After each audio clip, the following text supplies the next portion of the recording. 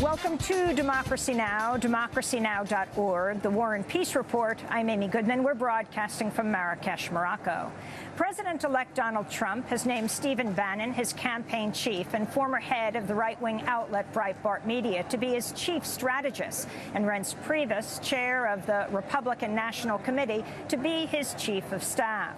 The two appointments represent the dramatically different strains of the Republican Party.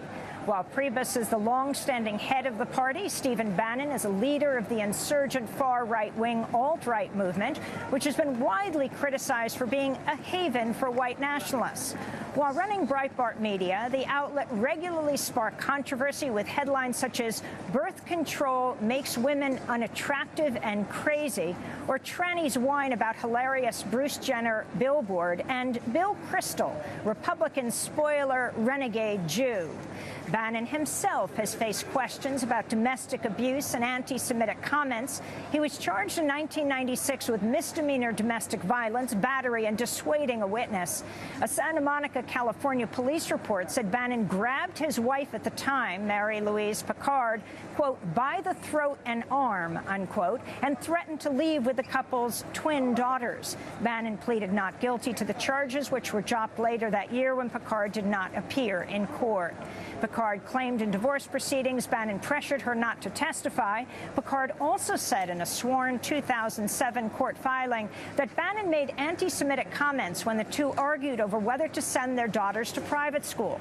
According to one document, Picard said he doesn't like the way they raise their kids to be whiny brats and that he didn't want the girls going to school with Jews, unquote. Donald Trump also pledged to deport up to 3 million undocumented people during an interview with 60 Minutes that aired Sunday. This is 60 Minutes correspondent Lesley Stahl. Let's go through very quickly some of the promises you made and tell us if you're going to do what you said or you're going to change it in any way. Are you really going to build a wall? Yes. They're talking about a fence in the Republican Congress. Would you accept a fence?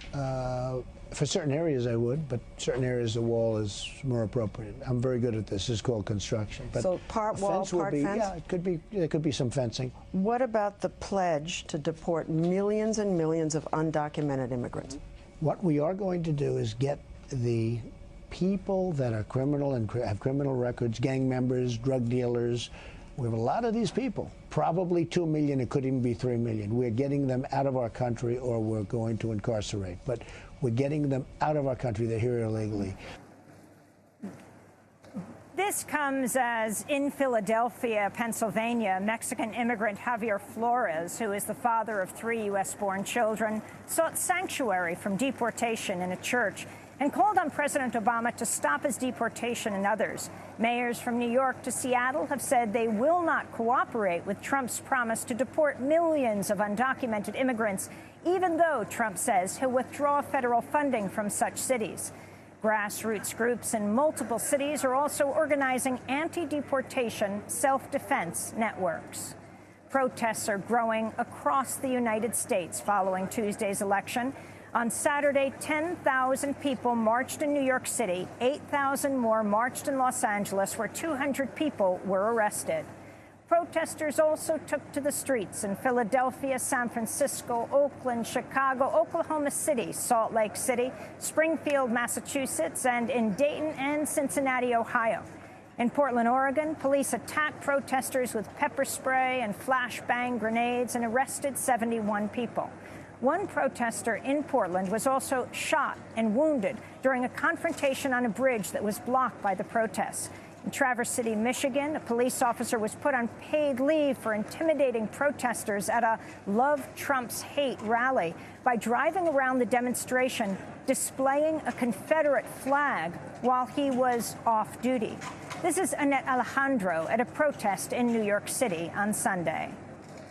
I'm here to support everybody, speak for my community that's afraid, and they don't know where the country is going. And so together we could come up with a plan on what we can do next.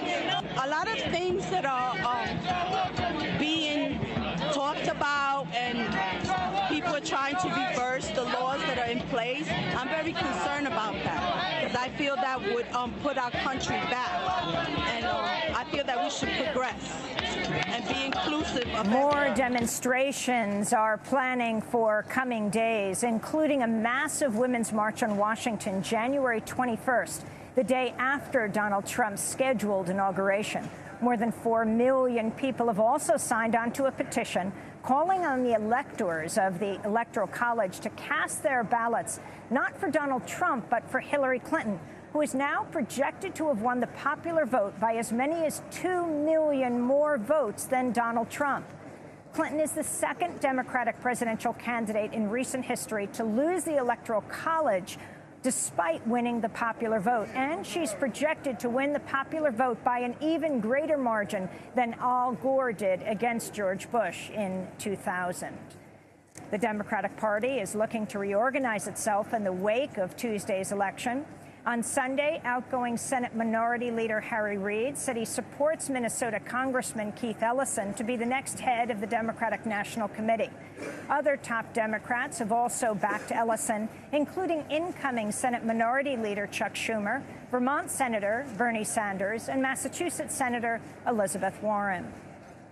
The Southern Poverty Law Center is reporting there have been at least 200 instances of physical and verbal harassment, abuse, and intimidation against immigrants, people of color, Muslims, and women in the wake of Tuesday's election. In one case, reported to the SPLC, a boy told a 12-year-old African-American girl at school, quote, "Now that Trump is president, I'm going to shoot you and all the blacks I can find," unquote. A teacher in Washington state reported students chanting, "Build a wall," in the cafeteria. The most commonly reported place where physical or verbal harassment occurred in schools K through 12. This comes as school districts in Boston, St. Paul, and Denver, Colorado have begun offering counseling services to students who are distraught and fearful both about Trump's election and the possibility of deportation, as well as the ensuing attacks, threats, and harassment faced by students of color. We'll speak with Richard Cohen of the Southern Poverty Law Center after headlines. Here in Marrakesh, Morocco, the second week of the 22nd UN Climate Change Conference has just begun. It's called COP22.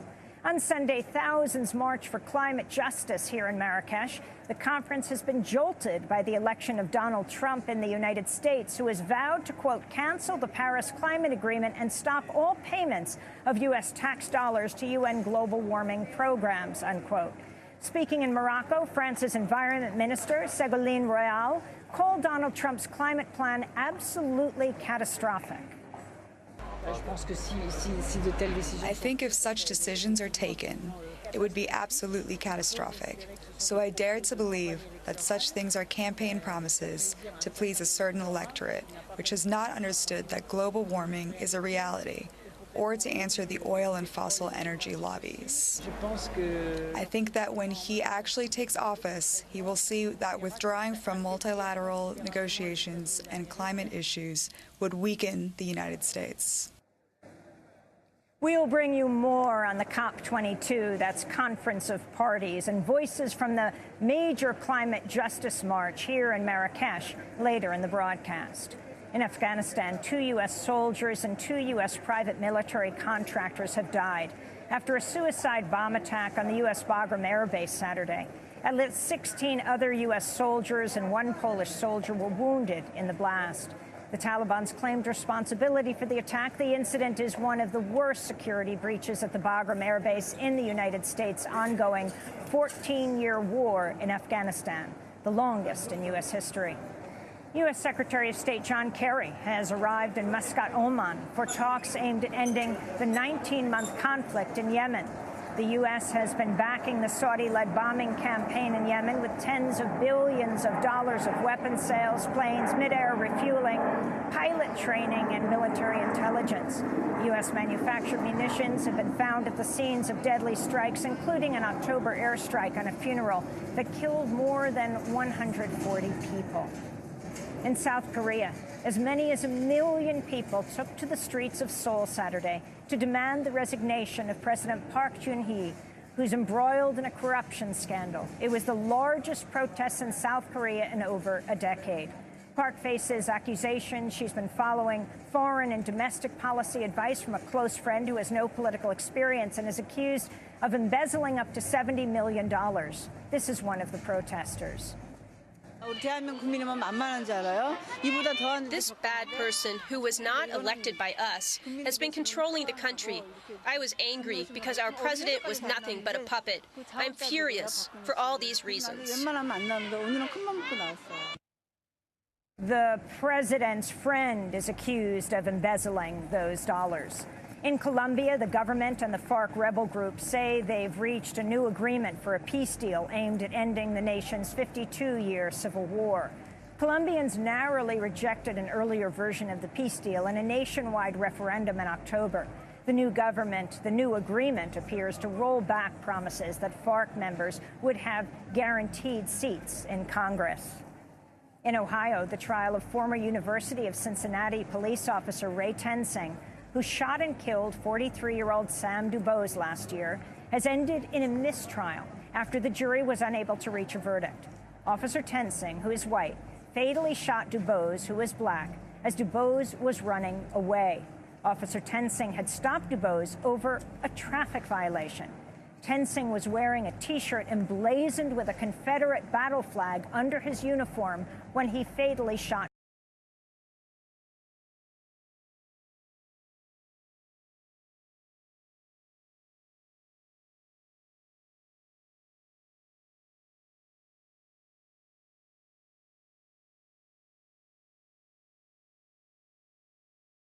Into the air during a demonstration Saturday at a work site near Mandan, North Dakota.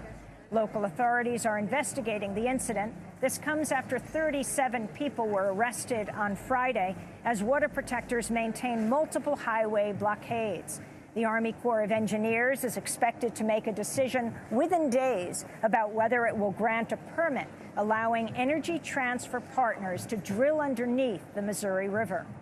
On Tuesday, actions are planned at dozens of U.S. Army Corps of Engineers offices and other government buildings in more than 100 cities worldwide, demanding the Obama administration stop the pipeline. Meanwhile, the head of Energy Transfer Partners, Kelsey Warren, has said he's, quote, 100% confident Trump will support the completion of the Dakota Access Pipeline. Warren donated more than $100,000 to Trump's campaign, while Trump has between $500,000 and $1 million invested in Kelsey Warren's company, Energy Transfer Partners. This is Warren speaking on CBS. Once he takes over January 20th, what are the prospects? Oh, it's 100%. 100% that the easement gets granted and the pipeline gets built. Have you spoken to Donald Trump about the pipeline? I've never met the man. You've never met him? No. But he's invested in you and you're invested in him. Well, I wish him well. In Nevada, 5 activists were arrested attempting a citizen's arrest of Creech Air Force Base Commander Colonel Case Cunningham for crimes against humanity. They did this on Thursday. Creech Air Force Base is one of several homes for the U.S. military's lethal drone program in Pakistan, Afghanistan, Somalia, Yemen, as well as other countries. In Richmond, Virginia, 30-year-old transgender woman Noonie Norwood has died, making her at least the 24th transgender woman killed this year, the deadliest year on record for transgender people in the United States. Norwood was shot early Sunday morning and died hours later in the hospital. And in Washington, D.C., engineer, lawyer, and safety advocate Clarence Ditlow has died. Ditlow was the director of the Center for Auto Safety for 40 years. For decades, he championed safety in the automobile industry, forcing manufacturers to recall millions of vehicles. He collaborated with Green Party presidential candidate Ralph Nader on multiple books, including The Lemon Book and The Lemon Book Auto Rights. Clarence Ditlow died Thursday at the age of 72. And those are some of the headlines. This is Democracy Now!, democracynow.org, The War and Peace Report. I'm Amy Goodman.